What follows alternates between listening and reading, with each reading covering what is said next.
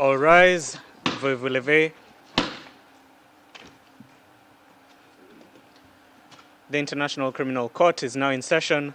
L'audience de la Cour pénale internationale est ouverte. Good morning to everyone. Please be seated.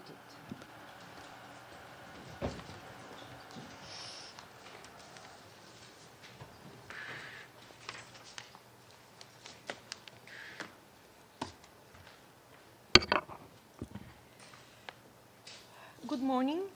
I would like to welcome everyone who is in the courtroom today. I welcome the suspect, Mr. Ntaganda, to this initial appearance hearing. And I would like to turn to the Office of the Prosecutor, welcoming the team of Madam Prosecutor. Also, I would like to welcome the defense of Mr. Ntaganda, as well as the members of the registrar. Also, my welcome extends to the interpreters, to the stenographers, to the courtroom staff, and the security officers who diligently assist us in our work. Finally, I would like to greet those in the public gallery and outside the court who are joining us this morning. I would like also to explain a delay of 7 minutes. Our chamber is very diligent about the timing and very respectful, in particular when the timing is set up by the chamber. But I was asked by the representative of the registry to a little bit delay my appearance in the courtroom due to some technicalities that the Office of the Prosecutor was experiencing with regard to the live transcript. Thus, I would very much appeal to the registry that in the next hearings and status conferences to follow, that the representatives of the registry make the necessary arrangements so that we are adhering to the time schedule as decided by the chamber, and convene to everyone who is to appear in the courtrooms. And there were also some issues with regard to further on providing more opportunities to the defense of Mr. Ntaganda to thoroughly study the report for the transfer of Mr. Ntaganda to the ICC. Now I turn to the decision that was issued authorizing photographs to be taken and video recordings to be made for 1.5 minutes. And pursuant to this decision, I would ask the court officer to please invite the photographs into the courtroom for 1.5 minutes and no more.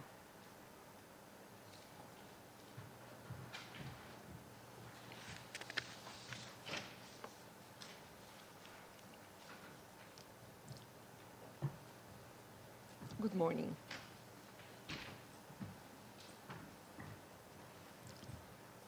Please, you have 1.5 minutes, hoping that you will be able to do your job.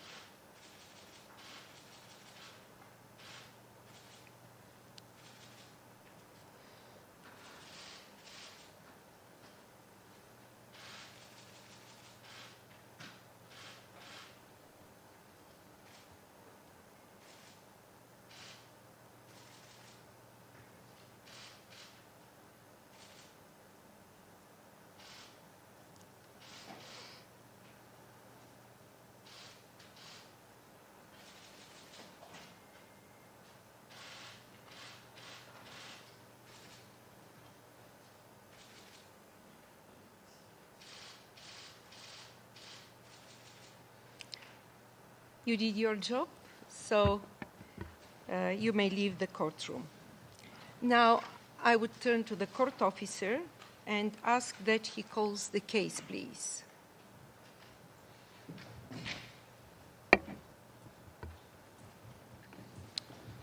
Yes, Madam President. Situation in the Democratic Republic of the Congo. In the case of the prosecutor versus Bosco Ntaganda, case reference ICC 0104-0206. Thank you, court officer. Thank you very much. At this point, I would like to invite the parties in this hearing and the registrar to introduce themselves.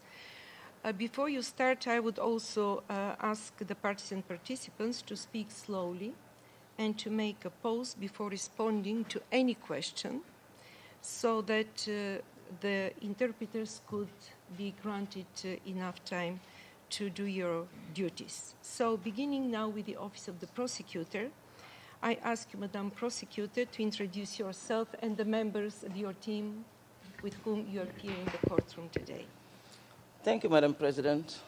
Madam President, the Office of the Prosecutor is today represented by Mr. James Stewart, the Deputy Prosecutor, Nicole Sampson, Trial Lawyer, Pascal Tourlan, International Cooperation Advisor, Selam Yirgu, Case Manager, and myself, Fatou Bensouda, Prosecutor. Thank you very much, Madam Prosecutor. Now I turn to the defense of the suspect. You're invited to take the floor and present yourself and the members of your team. Oui, Madame le Président. Je me présente. Defense counsel, yes, I am Mr. Bellakhdar. I am a lawyer and a member of the Paris Bar, also connected to the appellate court in Paris. I am accompanied by Mr. Keita as well as Mohamed Youssef from the Defense Counsel Support Section. Thank you, Your Honor. Mr. Keita, the defense wishes to thank you, Your Honor, and we apologize for the short delay that was required to review the report that was sent to us by the registry. I am here to assist my learned friend, Mr. Bellakhdar. We have Mr. Mohamed Youssef with us as well, and myself, Xavier Jean Keita. So I am here on an ad hoc basis. Thank you, Mr. Keita. Of course, you have the duties pursuant to Regulation 77 of the regulations of the court, and you're welcomed to the courtroom this morning. You shouldn't apologize because everything that is in the interest of properly conducting your duties for the limited ibivugwa muri stati wemerewe kuza ahangaha mu rukiko ariko et la Chambre l'accepte parfaitement. Je m'adresse maintenant au greffe. Représentant du greffe, Monsieur Preira. Madame le Président, je suis avec mon collègue Monsieur Marc Dubusson, directeur du service de la Cour, et M. Peter Venaverbeck, juriste coordinateur au niveau de la division du service de la Cour, et moi-même Didier Preira, greffier adjoint, représentant le greffier. Je voudrais aussi saisir cette opportunité, Madame le Président, pour présenter nos excuses pour le retard accusé pour le démarrage de cette audience dû à des problèmes d'ordre technique indépendants de la volonté du greffe. Nous avons pris bonne note de l'instruction que vous avez donnée pour le démarrage en temps et en heure, et nous ferons le nécessaire à l'avenir. Je vous remercie. Thank you, Mr. Preira. Le Président, merci, it is Monsieur Preira. Finally, nous vous remercions de vos remarques. Je voudrais me présenter, et ainsi que les juristes qui soutiennent cette Chambre. Je suis Ekaterina Trendafilova, juge unique de cette Chambre préliminaire 2. J'ai été désignée au titre de l'article 57.2b du statut de Rome pour être le juge unique en cette affaire. Je vais exercer les fonctions de la Chambre préliminaire 2, à l'exception de celles pour lesquelles une décision de la Chambre complète est nécessaire au titre de l'article 57.2a du statut de Rome. Les deux autres membres de la Chambre sont le juge Hans-Peter Kohl et le juge Kuno Tarfus, qui ne se trouvent pas dans la chambre, dans la salle d'audience aujourd'hui et qui seront bien entendu présents lors de l'audience de confirmation des charges. Monsieur Gilbert Bitti, Mohamed El Zeidi, Federico Gioia et également Nicolo Pons assistent la Chambre en tant que juristes. Dans cette salle d'audience sont présents également les stagiaires auprès de la Chambre suivante, Theodora Jurgra, Michael Holzmann, Jocelyne Hackett et Johannes Lamsus. Je me tourne maintenant vers Monsieur Ntaganda. Et je lui pose la question suivante. Pourriez-vous vous présenter à la Cour? En particulier, nous vous invitons à donner à la Chambre votre nom complet, votre date et lieu de naissance, ainsi que votre profession actuelle. À ce stade, je dois aborder la question de la langue que vous connaissez le mieux. Au nom de la Chambre, je voudrais savoir si vous comprenez parfaitement et parlez l'une des deux langues de travail de la Chambre, à savoir le français et l'anglais. D'après les rapports que votre défense a pu étudier avant le début de cette audience et dont j'ai pris connaissance moi-même hier soir, tard, j'ai eu l'impression que vous avez communiqué avec les représentants du greffe de la Cour pénale internationale et notamment avec M. Dubuisson en français. Vous avez cependant indiqué que vous étiez plus à l'aise dans une autre langue. Voilà donc la question que j'aimerais soulever auprès de vous. Monsieur Ntaganda, vous avez la parole pour répondre à cette question. Je vous inviterai à bien vouloir allumer votre microphone, s'il vous plaît.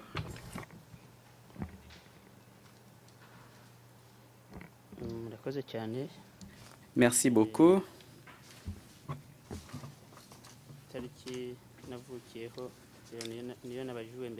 Vous m'avez demandé de vous dire ma date de naissance.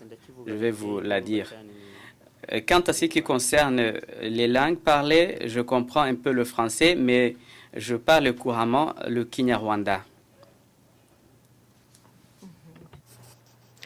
Le président, Monsieur Ntaganda, vous préférez donc continuer avec la langue que vous comprenez et maîtrisez parfaitement, c'est-à-dire le Kinyarwanda. Le greffe, par conséquent, doit prendre les dispositions nécessaires de telle sorte qu'un interprète en cette langue soit présent dans les cabines d'interprètes. C'est déjà le cas. C'est déjà le cas. C'est comme ça que je dois interpréter votre geste. Monsieur Ntaganda, vous pouvez donc poursuivre. Vous pouvez vous présenter dans cette langue que vous maîtrisez parfaitement, c'est-à-dire le Kinyarwanda. Je vais donc répondre à vos questions. Je suis né le 5 novembre 1973. Je suis né au Rwanda, mais j'ai grandi au Congo.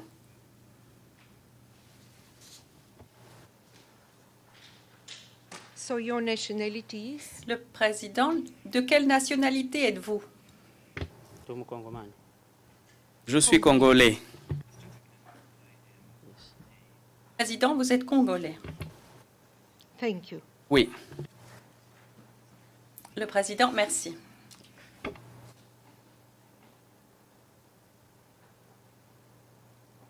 Le président, Monsieur Ntaganda, est-ce que vous pourriez nous donner votre nom complet?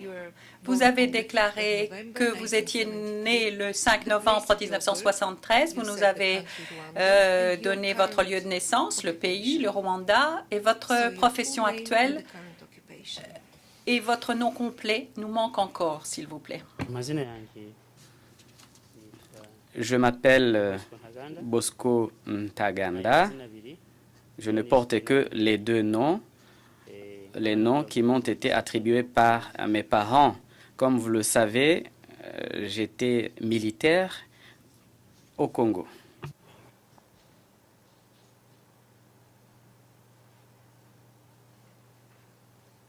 Le président, c'était donc votre profession avant que vous ne comparaissiez ici, devant la CPI. Oui, c'était ça mon occupation. Monsieur Ntaganda, merci beaucoup. Vous pouvez vous rasseoir. Ayant maintenant réglé ces questions préliminaires nécessaires, je voudrais insister sur la nature et la portée de cette comparaison initiale, de telle sorte que les parties et les participants s'en traitent strictement au sujet de cette audience et n'évoque pas de questions allant au-delà de l'objectif très strict de cette audience. En outre, pour la clarté, notamment pour ceux qui nous accompagnent dans la galerie du public et en dehors de la salle d'audience, je voudrais préciser qu'il ne s'agit pas ici aujourd'hui d'un procès. Ce n'est pas une audience de confirmation des charges. Aucun élément de preuve ne sera ainsi présenté. Nous ne trancherons pas non plus la question de la culpabilité ou de l'innocence. Nous ne prendrons pas de décision en la matière. La portée de la comparution initiale est ainsi limitée et régie par deux dispositions de nos documents statutaires, à savoir l'article 61 et la règle 121.1 des règles de procédure et de preuve. Ces deux dispositions délimitent le sujet de cette audience, à savoir la chambre préliminaire vérifie que Monsieur Ntaganda a bien été informé des crimes qui lui sont imputés. La chambre préliminaire. Est-ce que je dois ralentir? Deuxièmement, la chambre préliminaire vérifie que M. Ntaganda a bien été informé de ses droits au titre du statut de Rome et des autres documents statutaires. Enfin, troisièmement, la chambre préliminaire doit fixer la date à laquelle elle a l'intention de tenir l'audience où elle confirmera ou infirmera les charges. Par conséquent, je vais maintenant aborder l'une après l'autre les trois questions constituant le sujet de l'audience d'aujourd'hui. Greffier d'audience, auriez-vous l'obligeance de bien vouloir lire les charges présentées dans les deux mandats d'arrêt à l'encontre de M. Ntaganda? Monsieur le greffier d'audience, vous avez la parole. Greffier d'audience, merci. Je vais lire les charges en français.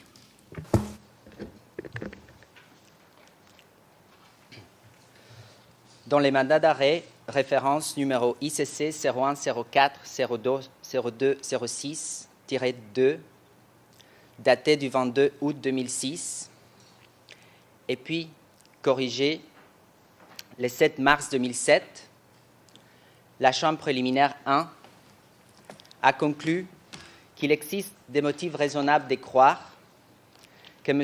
Bosco Ntaganda est pénalement responsable en vertu de l'article 25.3a du statut de Rome pour les crimes de guerre suivants commis dans le district de l'Ituri, dans la province orientale de la République démocratique du Congo, de juillet 2002 à décembre 2003, à savoir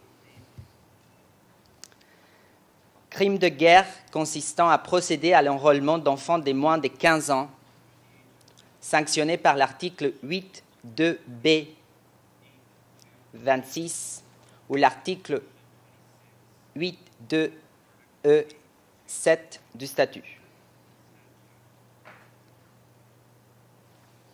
Crime de guerre consistant à procéder à la conscription d'enfants de moins de 15 ans, sanctionné par l'article 8.2b 26 ou l'article 8.2e 7 du statut. Et crime de guerre consistant à faire participer activement des enfants de moins de 15 ans à des hostilités, sanctionné par l'article 8.2b 26 ou l'article 8.2e 7 du statut.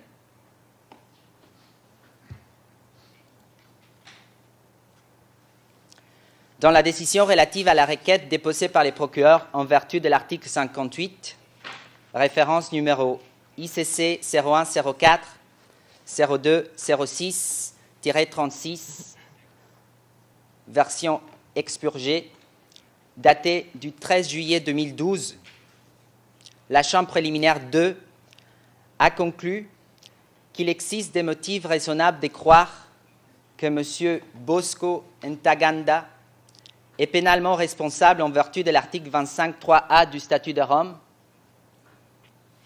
en qualité de co-auteur indirect pour les crimes contre l'humanité et crimes de guerre suivants commis dans les districts de l'Ituri, dans la province orientale de la République démocratique du Congo, entre le 1er septembre 2002 et la fin de septembre 2003, à savoir meurtre constitutif des crimes contre l'humanité, article 7.1a du statut, chef d'accusation 1. Viol et esclavage sexuel constitutif des crimes contre l'humanité, article 7.1g du statut, chef d'accusation 4. Persécution constitutive des crimes contre l'humanité, article 7.1h du statut, chef d'accusation 6. Meurtre constitutif des crimes de guerre, article 8.2c1 du statut, chef d'accusation 2. Attaque dirigée contre la population civile, constitutif des crimes de guerre, article 8.2e1 du statut, chef d'accusation 3. Viol et esclavage sexuel constitutif des crimes de guerre, article 8.2e6 du statut, chef d'accusation 5.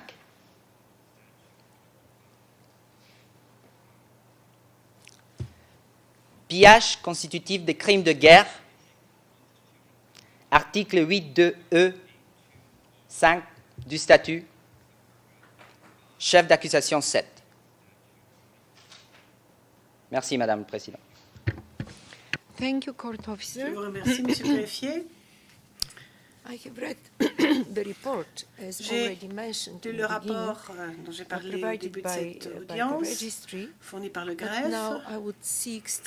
Mais je voudrais quand même avoir l'opinion de M. Ntaganda. J'aimerais savoir s'il a été suffisamment informé des crimes qu'il aurait commis, tels qu'ils viennent d'être lus par M. le greffier. Monsieur Ntaganda, vous pouvez prendre la parole.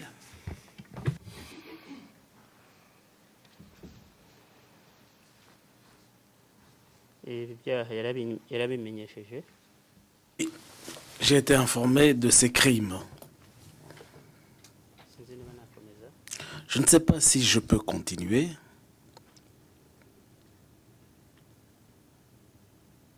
Yes, you can make any comments.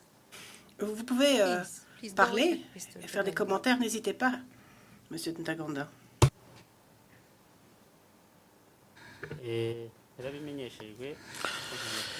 J'ai été informé de ces crimes, mais je plaide non coupable parce que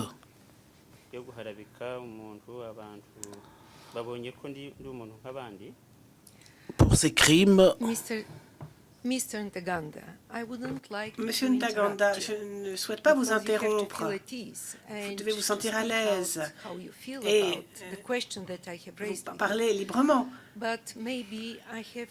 Mais je dois peut-être répéter un peu les choses. Le but de cette audience, de cette comparution initiale, est extrêmement limité. C'est une audience qui est organisée pour savoir si vous avez été bel et bien informé de ce que l'on vous reproche, des crimes que vous auriez commis, si on vous a parlé de vos droits qui vous sont donnés par le statut. Donc on ne parle de rien d'autre. On ne parle pas de votre culpabilité, de votre innocence. On ne parle pas de tout cela. On ne parle que de ces deux points dont j'ai parlé et aussi de l'obligation que nous avons de fixer une date pour la confirmation des charges. Vous aurez bien le temps plus tard de vous exprimer en détail, en profondeur, et vous pourrez vous adresser à la Chambre plus tard. oui, j'ai été informé de ces crimes. Yes, thank you, Mr. Ntaganda. Le Président, je vous remercie, Monsieur Ntaganda. Veuillez rester debout, s'il vous plaît. J'ai une autre question à vous poser. Avez-vous été informé de vos droits, tels qu'ils sont prévus par les documents statutaires de la CPI? Dans le rapport que j'ai reçu, il est bien écrit que votre conseil et vous-même ont eu accès à tout cela. Mais je dois l'entendre de votre bouche. Avez-vous été informé de vos droits?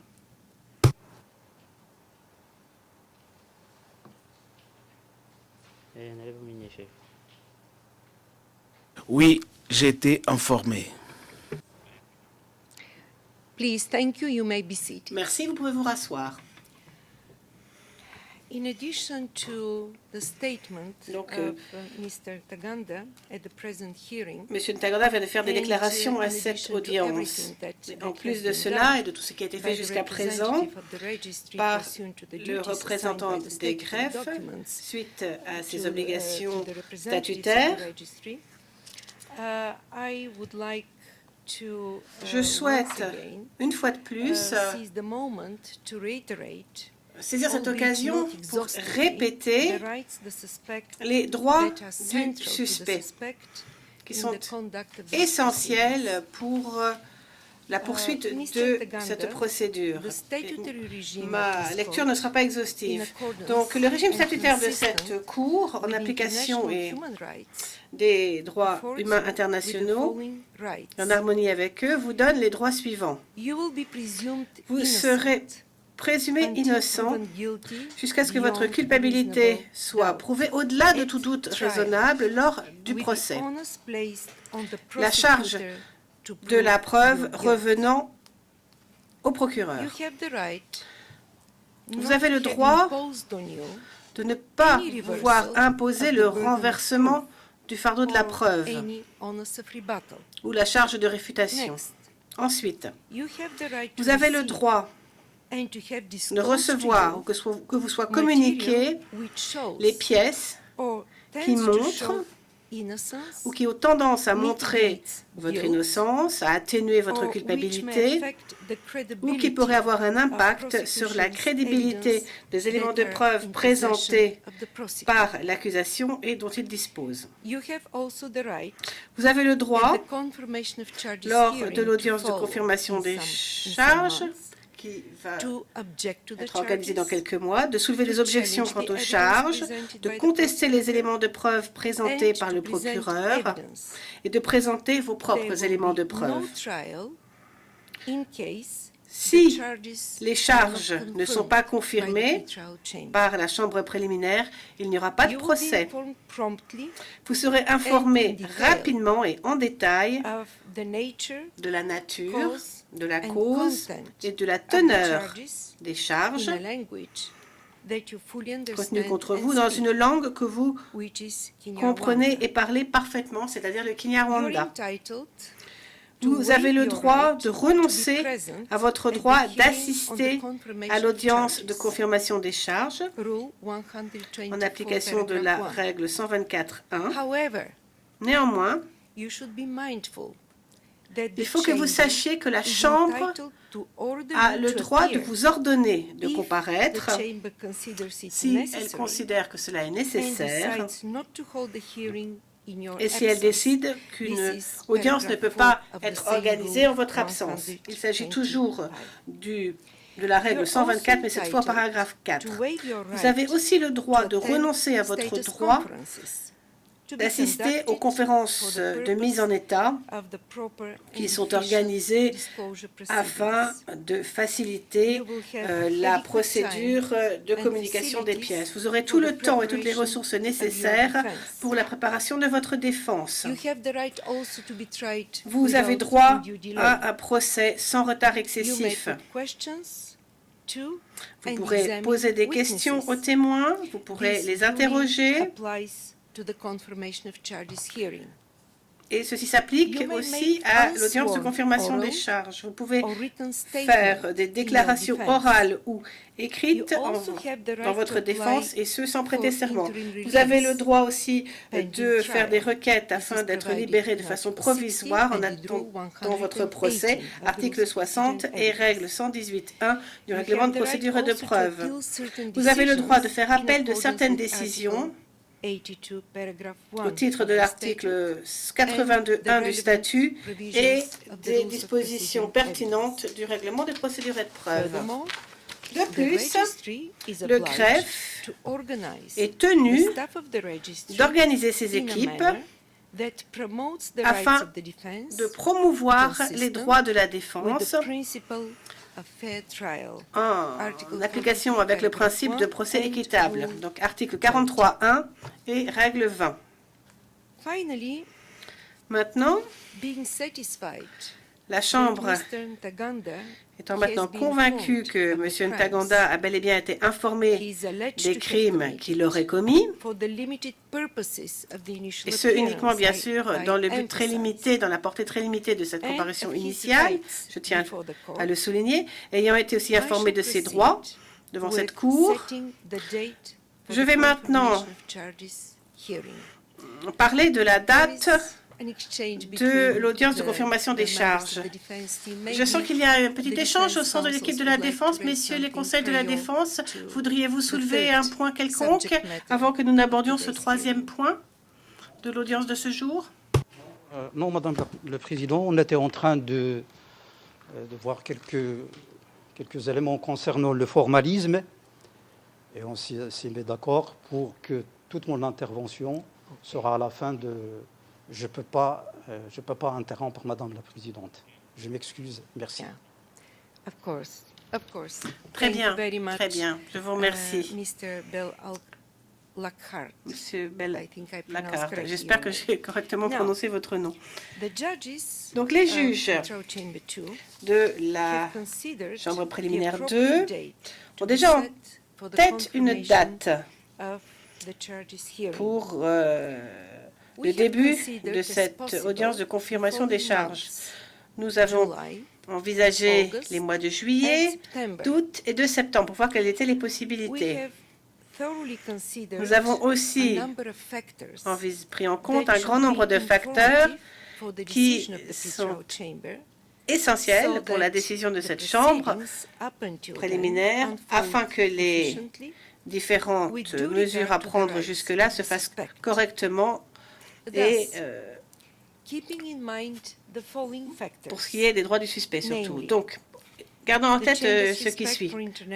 Tout d'abord, le respect de la Chambre en ce qui concerne les standards concernant les droits humains internationaux. Deuxièmement, prenant en compte le fait que les parties auront besoin d'un certain temps pour la préparation de l'audience de confirmation des charges. Ensuite, prenant en compte le fait que le premier mandat d'arrêt a été délivré en 2006 et que cela fait donc presque 7 ans qu'il a été délivré. Prenons aussi en compte le fait que M. Ntaganda doit prendre en connaissance correctement le deuxième mandat d'arrêt et préparer sa défense. Prenant tout cela en compte, les juges de la Chambre préliminaire ont décidé que la date de confirmation des charges, de l'audience de confirmation des charges, sera le 23 septembre 2013. Cette audience commencera ce jour-là. Les juges considèrent qu'aujourd'hui, que le temps qui va s'écouler entre maintenant et cette date suffira pour que les juristes professionnels des deux parties se préparent à cette audience de confirmation des charges.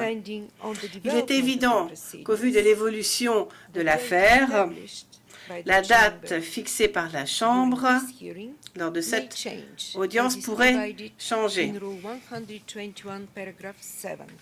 comme cela est prévu à la règle 121, paragraphe 7.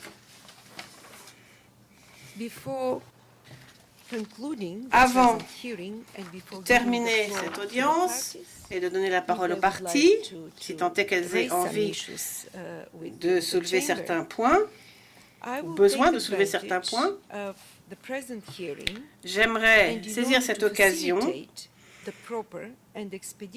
et afin de faciliter cette affaire et afin que les parties soient à l'aise, je tiens donc à rendre une décision orale. La Chambre organise une conférence de mise en état lundi 15 avril 2013 à 14h30 de l'après-midi dans cette salle d'audience, salle d'audience 1, afin d'aborder les questions de divulgation des éléments de preuve. Les participants seront le procureur, la défense et le greffe. Et suite à l'un des droits que j'ai expliqué à M. Ntaganda, lui n'aura pas besoin d'assister à cette conférence de mise en état.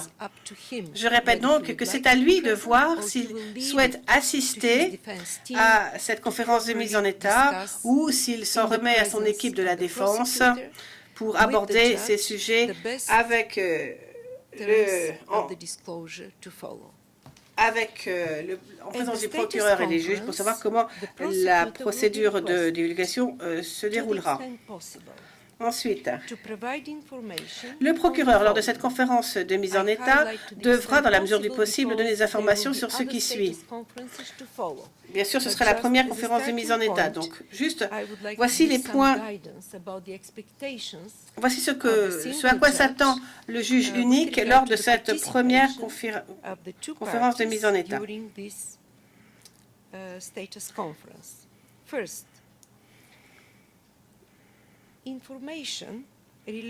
Tout d'abord, une estimation quant au nombre de documents total que le procureur aura l'intention d'utiliser lors de l'audience de confirmation des charges en tant qu'élément de preuve. Deuxièmement, le nombre de témoins, si tant est qu'il y en ait, que Madame le procureur et son équipe auront l'intention de citer lors de cette audience de confirmation des charges afin qu'ils comparaissent, et le nombre de déclarations de témoins qu'elle aura l'intention d'utiliser toujours pour cette audience de confirmation des charges en application de la règle 76 du règlement de procédure et de preuve.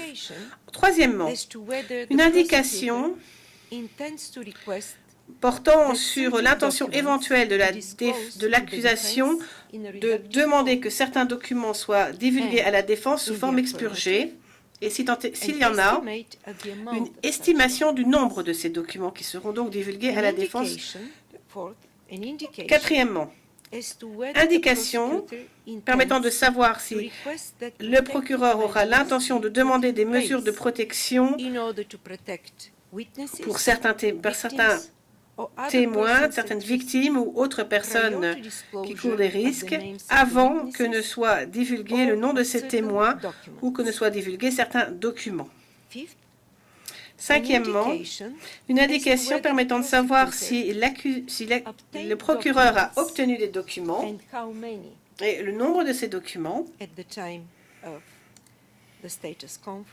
Donc ce sera discuté lors de cette conférence de mise en état, ou s'il a obtenu des informations sur la condition, sur la confidentialité en application de l'article 54.3e, 72 et 93 du statut de Rome. Donc, documents confidentiels qui contiendraient des informations exculpatoires au titre disculpatoires, se prend l'interprète, au titre de l'article 67.2 du statut et qui sont considérés comme des pièces permettant à la défense de se préparer en application de la règle 77 du règlement.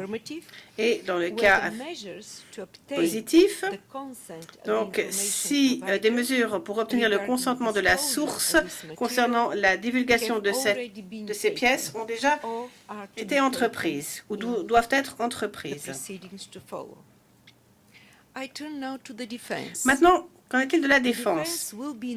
La défense, lors de cette conférence de mise en état, sera invitée à indiquer, dans la mesure du possible, bien sûr, si elle a l'intention de présenter des éléments de preuve lors de l'audience de confirmation des charges. Et si oui, en quelle quantité? Toujours dans la mesure du possible, bien sûr. La défense est invitée aussi à dire si elle a l'intention de citer des témoins à comparaître lors de cette confirmation des charges. Bien sûr, la défense, nous savons bien sûr que c'est l'accusation qui lance les débats dans cette procédure et la défense ne fait que répondre. Mais si la défense a des informations rapidement, elle est la bienvenue afin de pouvoir organiser le planning de la procédure de divulgation. Quant au greffe, il est invité à assister à cette conférence de mise en état afin d'indiquer les modalités techniques qui permettraient au mieux d'assurer une procédure de divulgation rapide et efficace. Monsieur Dubuisson, Monsieur Preya, veuillez s'il vous plaît faire tout ce qui est nécessaire afin que cette conférence de mise en état puisse avoir lieu le 15 avril à 14h30.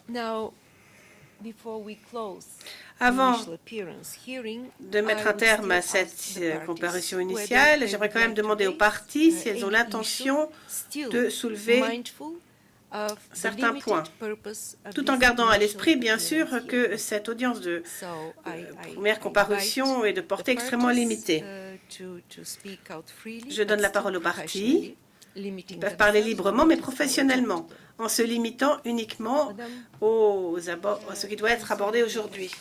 Madame Bensouda, Madame Bensouda. Madame le Président, l'accusation n'a aucun commentaire à faire aujourd'hui. Le Président, je vous remercie, Madame le procureur. Qu'en est-il des conseils de la défense? Vous savez que vous pouvez toujours vous adresser à la Chambre. En ce qui concerne la défense de M. Taganda, par écrit, vous pouvez bien sûr aussi vous exprimer par écrit. Les éléments que je voulais bien exposer devant vous, je n'ai pas de demande à présenter à cette audience. Simplement, j'annonce d'ores et déjà que mon client a l'intention de présenter une demande de liberté provisoire ou de libération provisoire, mais ce n'est pas pour aujourd'hui. De ce fait-là, et dans le cadre de l'égalité des armes, je sollicite de Madame le Président d'inviter le parquet à nous divulguer tous les éléments, les documents concernant les deux mandats d'arrêt. Parce qu'il y avait deux mandats d'arrêt qui ont pris quand même de 2006 à 2012, le premier 2006 et l'autre a été corrigé en 2012, et donc la défense a besoin de tous ces éléments pour qu'elle puisse organiser sa défense concernant au moins cet élément-là. En ce qui concerne l'audience de confirmation de charge, je ne vois aucune opposition à formuler. Simplement, Madame le Président, je peux prendre un peu de votre temps et vous annoncer un petit incident qui m'est arrivé hier au centre pénitentiaire. J'étais en entretien avec mon client et en présence de 2 interprètes. Et à un certain moment, j'étais en plein entretien, j'ai été coupé par un fonctionnaire du centre pénitentiaire en me disant « Maître, il ne faut plus rester ici, c'est le temps de partir ». J'ai consulté la documentation de base, la documentation juridique de base concernant l'entretien de la défense avec le mis en cause ou le suspect. Je n'ai trouvé aucune limitation et je crois que pour moi ça a été un handicap de fait que j'ai été aujourd'hui amené à finir ma discussion avec mon client en salle d'audience. Parce que, quand même, ce monsieur, il s'est présenté volontairement devant la cour et les charges retenues contre lui, pour l'instant, sont des charges très importantes et très graves et il faut nous donner la possibilité de nous entretenir directement par un entretien physique et un contact physique avec le client. Je vous remercie infiniment, Madame, de la tenue de cette audience. Je remercie aussi tous les collaborateurs qui ont organisé techniquement cette audience. Merci. Merci, Madame. Thank you, Council. Je vous remercie, Monsieur le Conseil Ben Lakhtar. Pour ce qui est de votre premier point, Monsieur Keita. Excusez-moi, Madame le Président, de reprendre la parole. Je voudrais juste vérifier la date. Il semble que les transcrits mentionnent 15 avril pour l'audience de mise en état. J'avais cru comprendre 13 avril. Je voudrais qu'il n'y ait pas d'ambiguïté sur la date. Je vous remercie. Non, c'est bien cette date. C'est bien le 15 avril. C'est un lundi, 14h30. J'ai quelques commentaires rapides à faire, Monsieur le Conseil Ben Lakhtar. Ce sera justement le but de notre première conférence de mise en état. Nous allons parler avec les parties et aborder tous les sujets dont que j'ai énumérés dans ma décision orale, demandant à l'accusation de venir avec des informations, toutes les informations dont il dispose, concernant les éléments de preuve qui étayent le mandat d'arrêt et tout ce qui pourrait être utilisé dans le cadre de l'audience de confirmation des charges. Ensuite, nous allons établir un calendrier de divulgation pour voir comment les choses vont se dérouler. Donc, ce sera le but de cette première audience de confirmation de mise en état.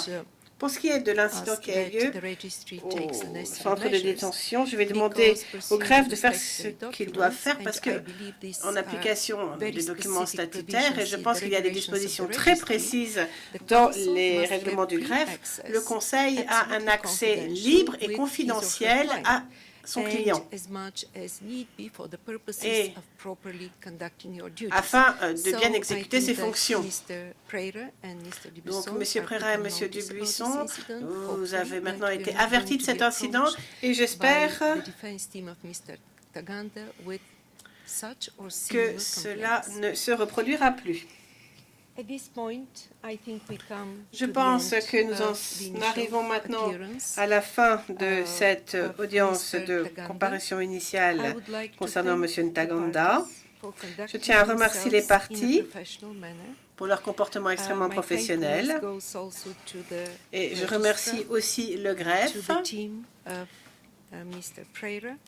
l'équipe de M. Prera. Je remercie les interprètes comme toujours, les sténotypistes, les gardes de sécurité et toutes les équipes qui nous aident dans ce prétoire.